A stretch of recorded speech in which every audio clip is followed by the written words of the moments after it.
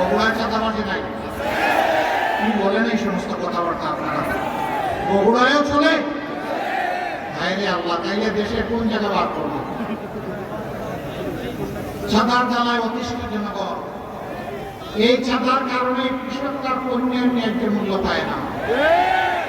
এই চাঁদার কারণে ভোক্তা ন্যায্য মূল্যে সে সবজি শাক কিনতে পারে না। চাঁদাবাজরা মাঝখানে ভাগ বসায় দেয়, এর ভাগ পড়ে গিয়ে জনগণের ঘাড়ে।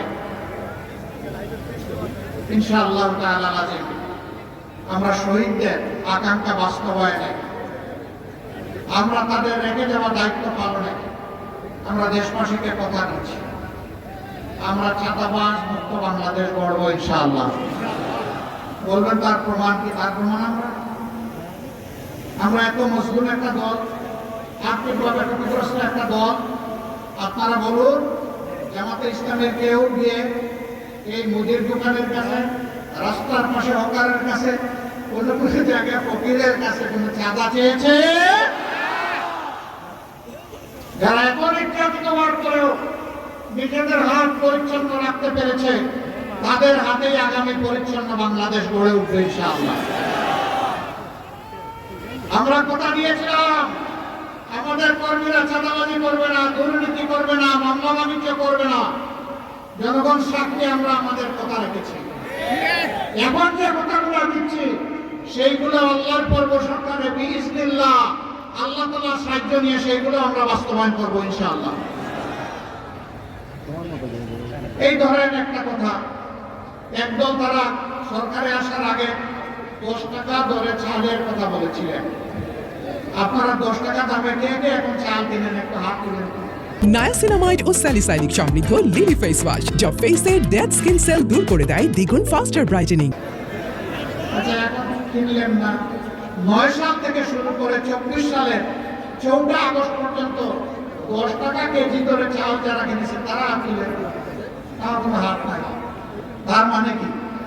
এই সমস্ত নগদ যে সমস্ত ধোঁকা দেওয়া হয়েছে ওকে, ওরকম ধোঁকা আর বাংলাদেশের জনগণ দেখতে চায়।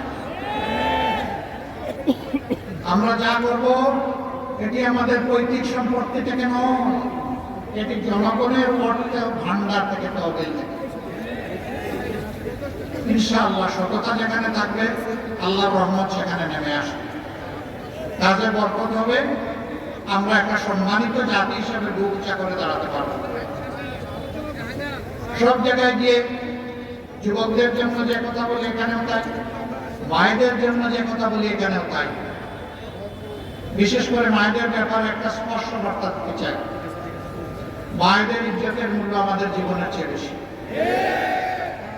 মায়েদের কোনো অপমান আমরা বরদাস্ত করব না। কোন লম্পটের জায়গা বাংলাদেশের জমির উপরে হবে না। এই ব্যাপারে আমাদের জিরো টলারেন্স।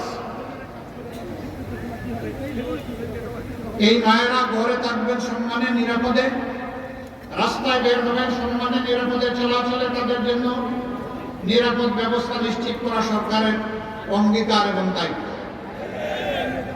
কর্মস্থলে তাদের নিরাপত্তা এবং সম্মান নিশ্চিত করা সরকারের দায়িত্ব। তারা নির্ভয়ে নিঃসংকোচে মনের প্রশান্তি নিয়ে স্বস্তির সাথে দেশ গড়ার কাজে পুরুষদের পাশাপাশি তারা অবদান রাখবেন ইনশাআল্লাহ। বলবেন ইসলামের সমাজ হলেও কি হবে? হবে, কেন হবে না? নবী করিম সাল্লাল্লাহু আলাইহি সাল্লাম আমাদের মায়েদেরকে তখন যুদ্ধের ময়দানে পর্যন্ত যোদ্ধা হিসেবে নিয়ে গিয়েছেন, সেবার জন্য নিয়ে গিয়েছেন। যুদ্ধের চাইতে কঠিন কোনো কাজ কি আসমানের নিচে আর জমিনের উপরে আছে? সেই কাজে যদি আল্লাহর রাসূল সাল্লাল্লাহু আলাইহি সাল্লাম নিজেই মহিলাদেরকে সম্পৃক্ত করে সম্মানিত করে থাকেন, হু আই এম, আমি কে, তাদেরকে কর্মক্ষেত্র থেকে বিরত রাখেন। সুতরাং ঘরে বাইরে যার প্রয়োজন আছে, মেধা আছে, যোগ্যতা আছে, তাদেরকে তাদের জন্য সম্মানজনক জায়গা তৈরি করে দেওয়া হবে ইনশাআল্লাহ। আর যুবকদের জন্য আমাদের অঙ্গীকার, আমরা যুবকদেরকে ভাই আপনাদেরকে কোনো বেকার ভাতা দিতে পারবো না। আমরা বেকার ভাতা দিয়ে অপমানিত করতে চাই না। আমরা বেকার ভাতা দিয়ে বেকারের ফ্যাক্টরি বাংলাদেশকে বানাতে চাই না। আমরা আমাদের প্রত্যেকটি যুবক যুবতীর হাতকে দেশ গড়ার কারিগরের হাতে পরিণত করতে চাই। প্রত্যেকটা যুবক যুবতী শিক্ষার পাঠ চুকানোর সাথে সাথে তাদের হাতে মর্যাদাপূর্ণ কাজ তুলে দিতে চায়। তারা দক্ষ হয়ে দেশকে সেবা দিবে, তারা দক্ষ হয়ে বিদেশে যাবে, সেখানেও তারা মর্যাদার সাথে তারা আয় রোজগার করবে, দায়িত্ব পালন করবে। আমরা আর আমাদের যুবকদেরকে বেকারের মিছিলে দেখতে চাই না।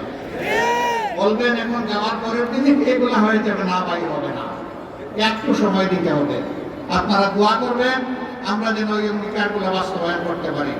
আপনাদেরকে সাথে নিয়ে পাশে নিয়ে ইনশাআল্লাহ দুর্নীতি মুক্ত, চাঁদাবাজ মুক্ত, আধিপত্যবাদ মুক্ত এবং ন্যায় ইনসাফের উপর একটি মানবিক বাংলাদেশ আমরা গড়ে তুলতে চাই।